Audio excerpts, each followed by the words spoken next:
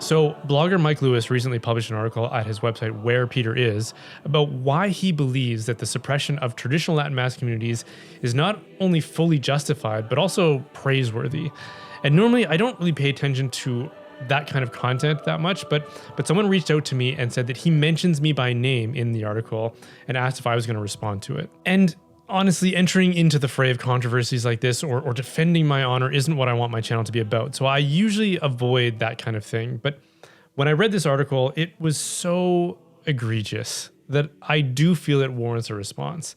And if I'm being totally honest, I would say that Mike Lewis should be ashamed. He advances several falsehoods in the article, not the least of which is the unbelievable claim that people who attend the Latin Mass are somehow not in communion with the wider church or with the Pope. And I understand that a lot of Catholics know very little about the Latin Mass, and that's okay.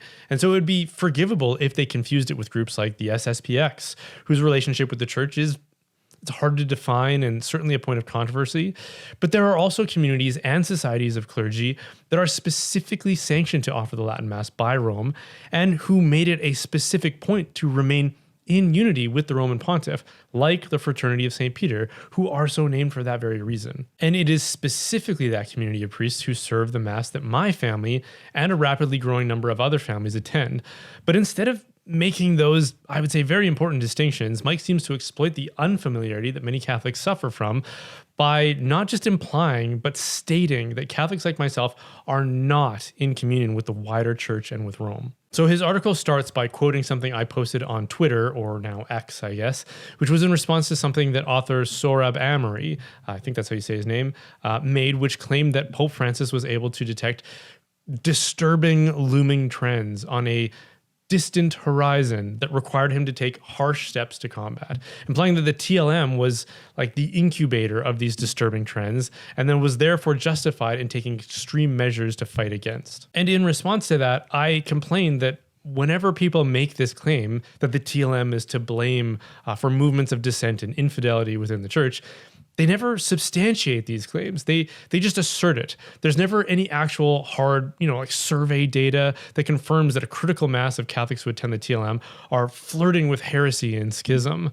People like Sohrab and Mike Lewis just, they lick the tips of their fingers and then go, yes, I can sense bad things on distant horizons and the Latin Mass Catholics are to blame. So Mr. Lewis recounts my post in his article and then goes on to claim that the sympathetic replies I received from my followers only prove his point. In fact, he quotes several of them in quotation marks, claiming that my followers said Satan and modernists, globalists, and leftists, when in fact, nothing of the sort appeared among any of the replies in my thread. He just completely made that up as far as I can tell. So my point is that the accusations often laid at the feet of Latin Mass-going Catholics are always vaguely defined and never fully substantiated within any actual evidence. And Mike's immediate response is to supply his own made-up evidence to try to shoehorn me into some, shadowy stereotype that seems to be the basis of his contempt for what he calls traditionalists, which is a word he uses liberally in the article, though he never defines, and what he specifically labels me as, even though I've never used that word to describe myself. Once again, probably hoping to paint a picture with strokes so broad that he can imply that I'm no different from people who are attached to groups like the SSPX, or worse, maybe sedevacantists. But ambiguity is about the most honest thing about this article, as we've already seen. Mike is perfectly content to use false witness to try to bolster his case, which frankly reeks of desperation. Why would you feel the need to fabricate slanders unless it was because without them, the people you disagree with might actually appear a little bit more reasonable? And then before he moves on to his argument, he puts on what appears to be an air of concern for Catholics like myself, reflecting, quote, "Is there any way to bring traditionalists back into the fold? Is there any way to accompany them towards full communion with the Pope, bishops, and the overwhelming majority of the faithful?" End quote. To which I would say, I'm in full communion with the Pope and the wider church. This is mere slander masquerading as pastoral concern. And once again, he should be ashamed for sinking to this level of false witness. He then goes on throughout the rest of the article to double down on the original thesis that Latin Mass Catholics, with me and my family included, are guilty of a whole host of crimes against the faith that justifies our sanction, but with argumentation that is guilty of the exact thing I complained about in the original post, which is that he never provides any substantial evidence for his claims. He claims, quote, "Many who belong to Latin Mass communities, including virtually all of their public spokespeople, openly reject the Second Vatican Council, in whole or in part, do not respect the authority of the ordinary magisterium of post-conciliar popes, and question the legitimacy of the Reformed liturgy," which is news to me for a number of reasons, but most hilariously of all, he seems to think that all the trads got together at some point and nominated our public spokespeople, and that at some conspiratorial meeting, they all took those supposed policy positions. Since he identifies me as a traditionalist and someone who seems to exemplify his concerns, let me unequivocally say none of those accusations describe me or my beliefs whatsoever. So if he thinks I'm one of the spokespeople in question, he's already factually wrong. His terminology is dependent on this kind of, I would say, deliberate ambiguity, but then his accusations are unsubstantiated. He uses words like many and all, but again, where's the data to support those claims? He doesn't supply it because it doesn't exist. He relies on sweeping generalizations, which he appears to regard as an adequate substitute for genuine thought. So if anecdotal accounts are the evidence we're going to rely on, let me say that as someone who has been attending the TLM for the better part of probably a decade now, I can truthfully say I rarely, if ever, encounter people making these kinds of claims or expressing these attitudes. The people I know who go to the TLM are among the most faithful Catholics I know, which is one of the main reasons our family goes to the TLM, to be edified by the fidelity of other Catholics. But what if we accept his thesis that wherever indefinite portions of infidelity exist within Catholic communities, they should be suppressed and have their preferred form of the liturgy taken away from them? If that's actually a principle that the church should be governed by, then we would have no masses left. But one thing is for sure, we definitely wouldn't have any Novus Ordo masses allowed. Because unlike the accusations that Mike makes with no data to support his use of words like many and all, we actually do have survey data about Novus Ordo mass-going Catholics, and we find that large portions of them dissent, not on controversial questions that Mike identifies like the death penalty, but on fundamental teachings of the church. For example, a Pew Research study found that 30% of mass-going Catholics reject the church's teachings about the real presence of Christ in the Eucharist. Among Latin mass-going Catholics, that number is 2%.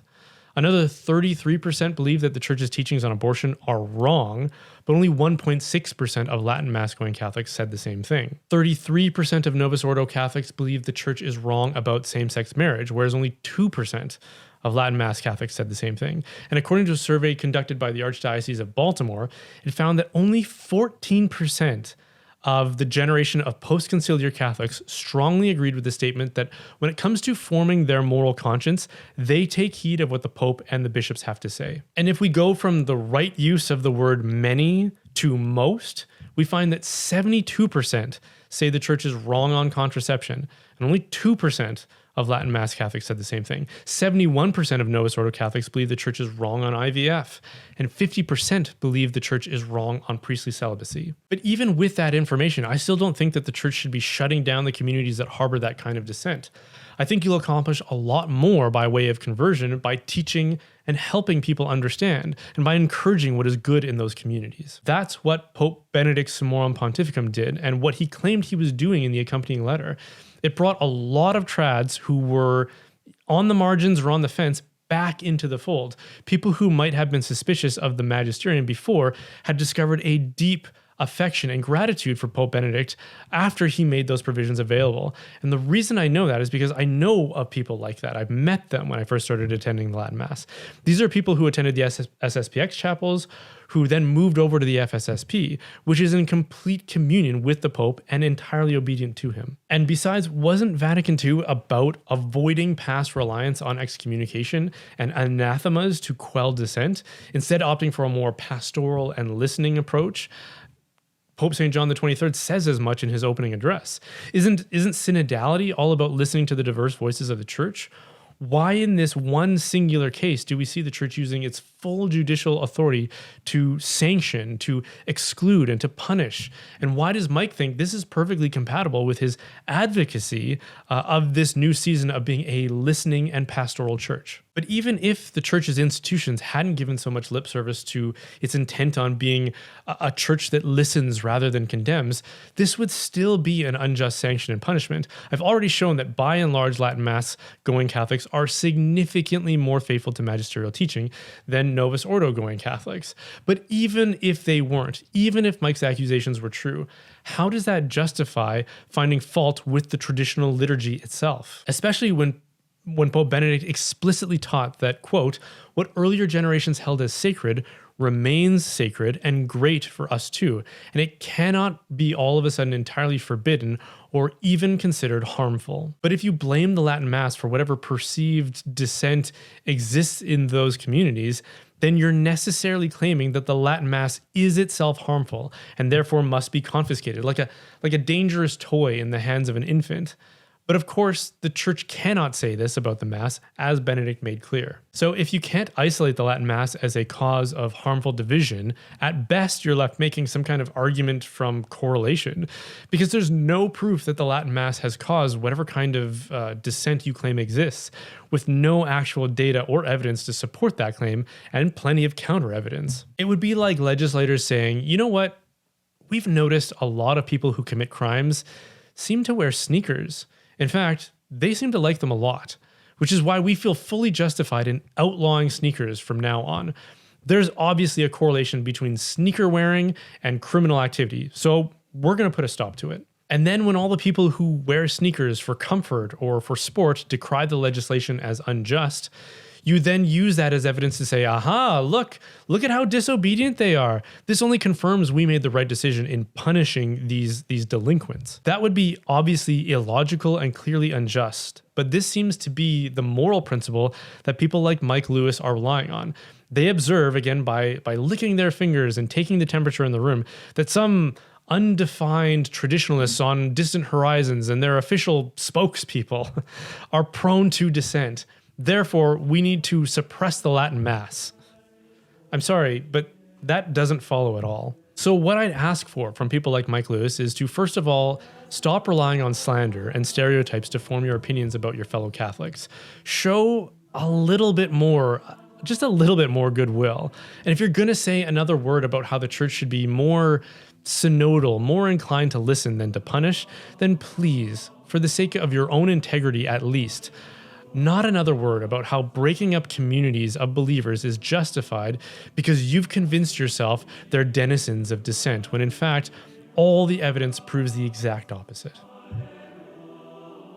So, no matter how bleak the decline of society could get, the one thing I'm always encouraged by is faith-filled families reproducing a generation who can turn the boat around. But that can't happen if Catholics aren't getting married and having those babies, which is easier said than done in today's world. I'm constantly hearing reports from young people who are saying how hard it is to find good matches with other faithful Catholics. And while there's no silver bullet solution to those challenges, I've had the chance to get to know the people at Catholic Match. And I can honestly recommend them as a company who is intentionally doing everything they can to create tools to help people move towards sacramental marriages. I personally know of couples who met that way and have been happily married 4 years since. So please don't give up on holding out for a Catholic Match. It's worth a try if you haven't already. And if you have, I would say give it another try and see if God's providence will conspire to your benefit. Just download their app or head over to catholicmatch.com.